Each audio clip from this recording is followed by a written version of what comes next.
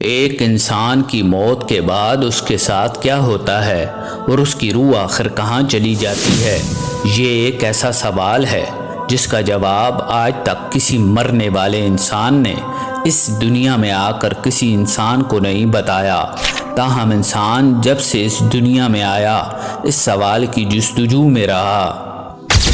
پیارے دوستو، جب کوئی انسان اس دنیا کو چھوڑ کر جاتا ہے تو اس انسان کی روح اس کے جسم کو چھوڑ کر ایک ایسی منزل کی طرف سفر کرتی ہے جسے عالم برزخ کہا جاتا ہے۔ لفظ برزخ دو چیزوں کے درمیانی فاصلے یا پردے کو کہا جاتا ہے۔ اس عالم کو عالم برزخ اس لیے کہتے ہیں کیونکہ اس کا آغاز موت اور روح قبض ہونے سے لے کر قیامت کے قائم ہونے تک باقی رہتا ہے۔ اسے عالم مثال یا عالم قبر بھی کہا جاتا ہے، اور مرنے کے بعد قیامت تک تمام انسان اور جنات اسی عالم میں رہتے ہیں۔ عالم برزخ مومن کے لیے تو جنت کی طرح ہوتا ہے، لیکن کفار کے لیے جہنم کی مانند ہے۔ روایات کے مطابق انسان کی موت کے بعد قبر میں اس انسان کی روح کو ایک بار پھر اس انسان کے مادی جسم میں منتقل کیا جاتا ہے، جہاں منکر نکیر اس سے سوال و جواب کرتے ہیں۔ بعد ازاں اس شخص کے اعمال کے مطابق دو نورانی فرشتے اس انسان کی روح کو لے کر آسمان کی طرف چلے جاتے ہیں۔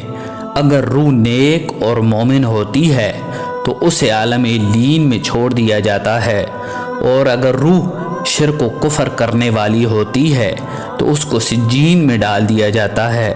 سجین اور علیین عالم برزخ کے دو ٹھکانے ہیں، اور علیین میں موجود لوگوں پر اللہ تبارک و تعالیٰ کی نعمتیں نازل ہوتی ہیں۔ یہاں نیک روحیں ایک دوسرے کو پہچان لیتی ہیں جن کو وہ دنیا میں جانتی تھی، اور یہ روحیں ایک دوسرے کو دیکھ کر خوش ہوتی ہیں، ایک دوسرے سے باتیں کرتی ہیں اور دنیا کے حالات و واقعات کو یاد کرتی ہیں جو وقت انہوں نے اس دنیا میں گزارا تھا۔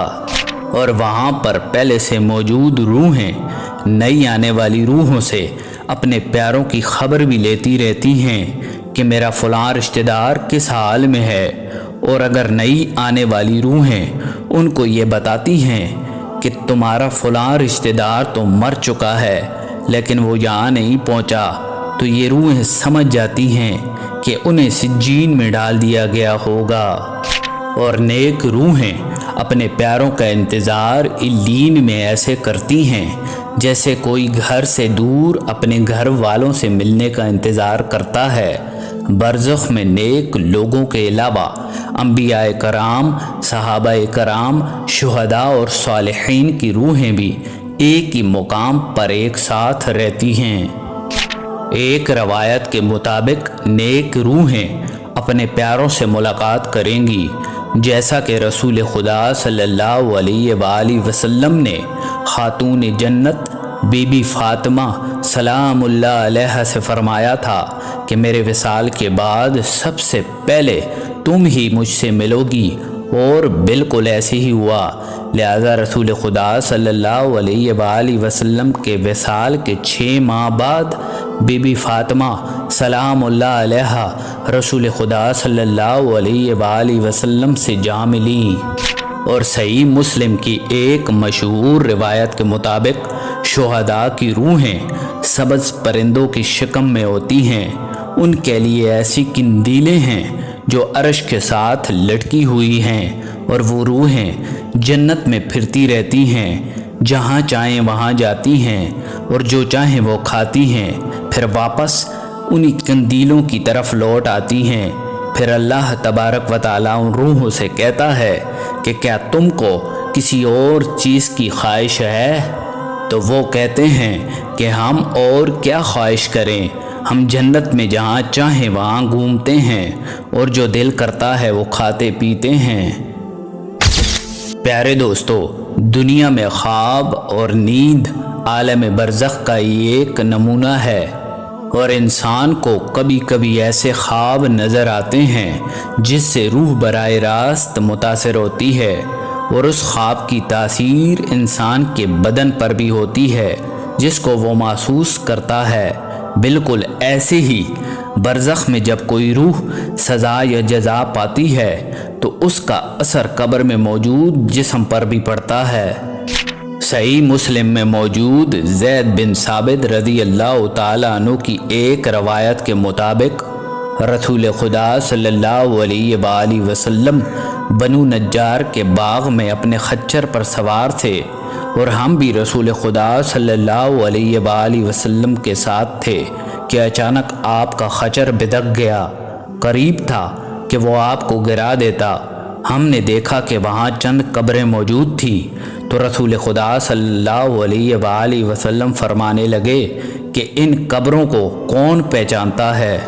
تو ایک شخص کہنے لگا کہ میں جانتا ہوں۔ تو سرکار فرمانے لگے کہ ان کو کب دفنایا گیا تھا؟ تو وہ شخص کہنے لگا کہ زمانہ شرک میں۔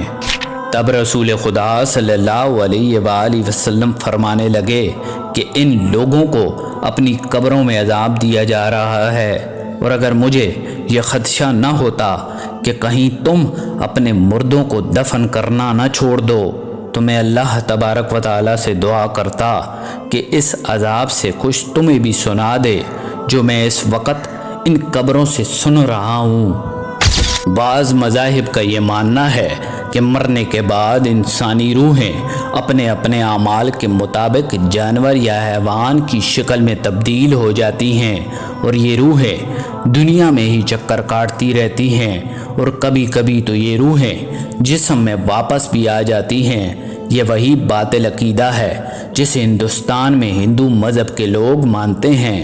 انبیاء کرام کی تعلیمات تو ہمیں یہ بتاتی ہیں کہ روح جسم سے ایک بار نکل جانے کے بعد کسی بھی صورت میں جسم میں لوٹائی نہیں جاتی، بلکہ برزخ میں ان پر سزا و جزا ہوتی ہے جس کا اثر روح اور جسم دونوں پر پڑتا ہے۔ پیارے دوستو، اس میں کوئی شک نہیں کہ موت ایک حقیقت ہے، اور دنیا سے برزخ اور برزخ سے حشر تک کا سفر ہر ذی روح کو کرنا ہے، اور اس سفر کا زاد راہ وہ اعمال ہیں جو ہم اس دنیا میں کریں گے۔ لہٰذا ابو ذر غفاری رضی اللہ تعالیٰ عنہ بیان کرتے ہیں کہ رسول خدا صلی اللہ علیہ وآلہ وسلم نے فرمایا کہ قبروں کی زیارت کرو تاکہ آخرت کی یاد آئے، مردے کو نہلایا کرو کہ فانی جسم کو چھونا بھی بڑی نصیحت ہے، اور جنازے میں شرکت کرو تاکہ یہ تم کو غمگین کر دے، کیونکہ غمگین ہمیشہ اللہ تبارک و تعالیٰ کے سائے میں ہوتا ہے۔ امید ہے ہماری آج کی یہ کاوش آپ کو ضرور پسند آئی ہوگی۔ ملتے ہیں ایک نئی ویڈیو کے ساتھ۔ اللہ نگہبان۔